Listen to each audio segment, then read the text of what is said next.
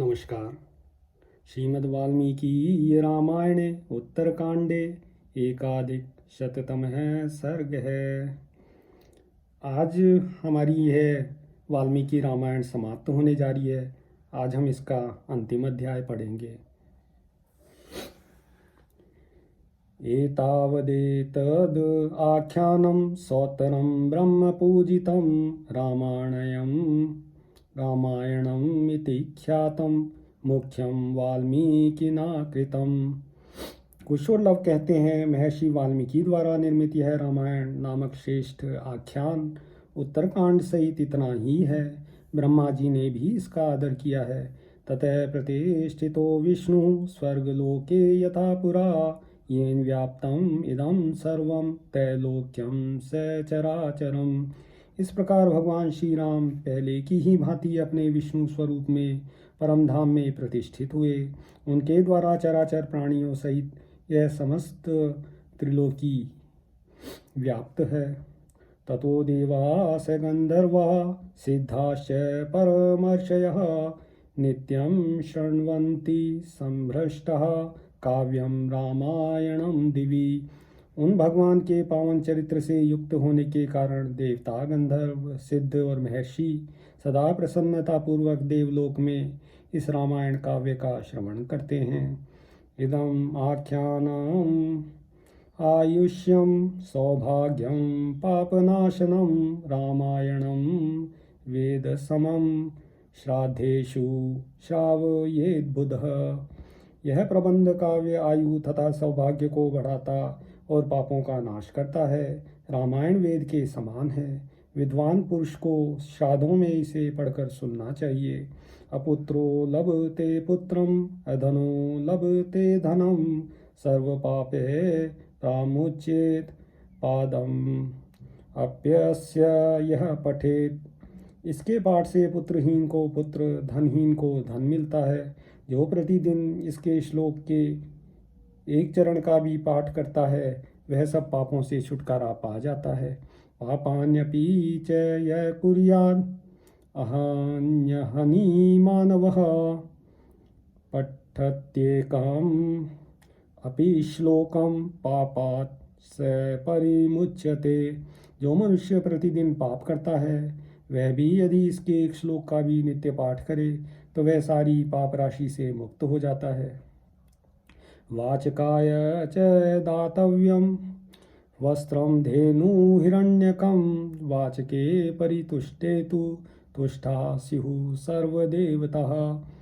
इसकी कथा सुनने वाले वाचक को वस्त्र को और स्वर्ण की दक्षिणा देनी चाहिए। वाचक के संतुष्ट होने पर सभी देवता संतुष्ट होते हैं।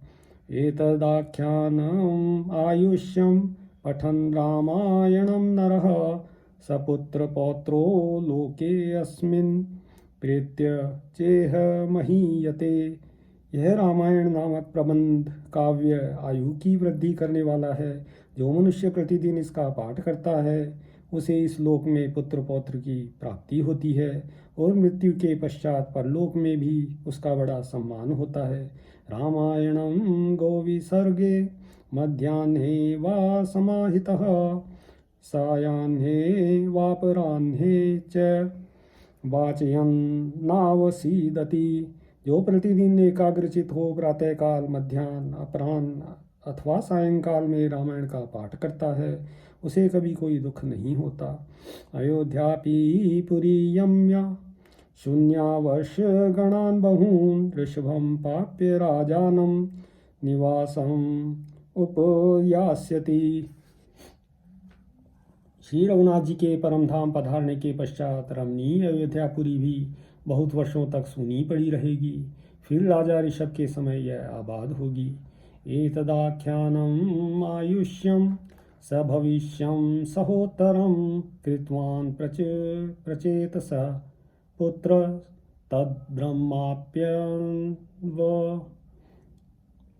अमन्यत।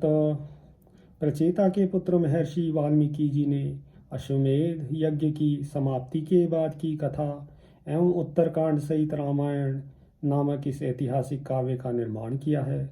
ब्रह्मा जी ने भी इसका अनुमोदन किया था। अश्वमेध सहस्रस्य वाजपेयायु तस्य च लभते श्रवणादेव सर्ग यकस्य मानवः।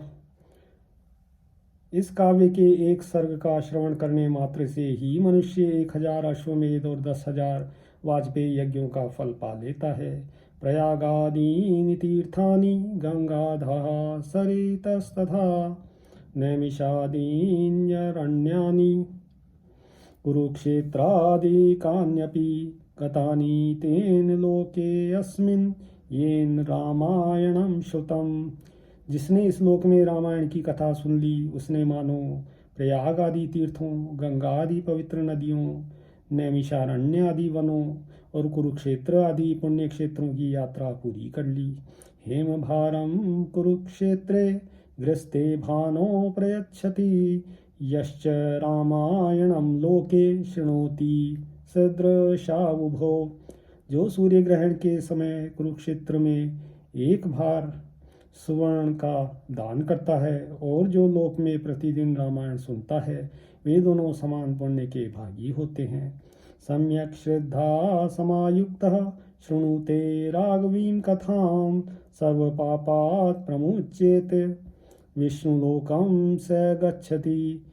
जो उत्तम श्रद्धा से संपन्न हो श्री रघुनाथ जी की कथा सुनता है वह सब पापों से मुक्त होता और विष्णु लोक में जाता है। आदि काव्यम इदं त्वार्षं पुरा वाल्मीकिना कृतं यः शृणोति सदा भक्त्या स गच्छेत् वैष्णवीं तनुम्। जो पूर्व काल में वाल्मीकि द्वारा निर्मित इस आर्ष रामायण आदि काव्य का सदा भक्ति भाव से श्रवण करता है वह भगवान विष्णु का सारूप्य प्राप्त कर लेता है। पुत्रदाराश्च वर्धन्ते संपदः सन्ततिस्तथा सत्यमेतद्विदित्वा तु श्रोतव्यं नियतात्मभिः गायत्र्याश्च स्वरूपं तद् रामायणम् अनुत्तमम्। इसके श्रवण से स्त्री पुत्रों की प्राप्ति होती है और धन और संतति बढ़ती है।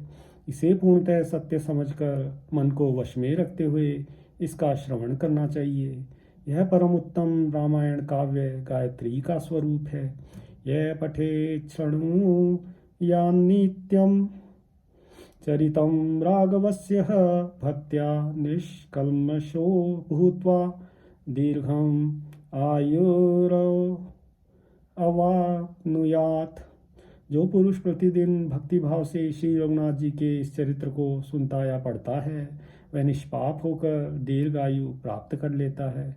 चिन्तयेद् राघवं नित्यं श्रेयः प्राप्तुं य इच्छति श्रावयेदिदम् आख्यानं ब्राह्मणेभ्यो दिने दिने। जो कल्याण प्राप्ति की इच्छा रखता है उसे नित्य निरंतर श्री रघुनाथ जी का चिंतन करना चाहिए। ब्राह्मणों को प्रतिदिन यह प्रबंध काव्य सुनाना चाहिए। यस्त्विदं रघुनाथस्य चरितं सकलं पठेत् यो असुक्षये विष्णुलोकं गच्छत्येव न संशयः।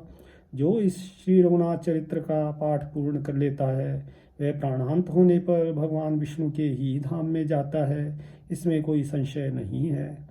पिता पितामहस्तस्य तथैव प्रपितामहः तत्पिता तत्पिता चैव विष्णुं यान्ति न संशयः।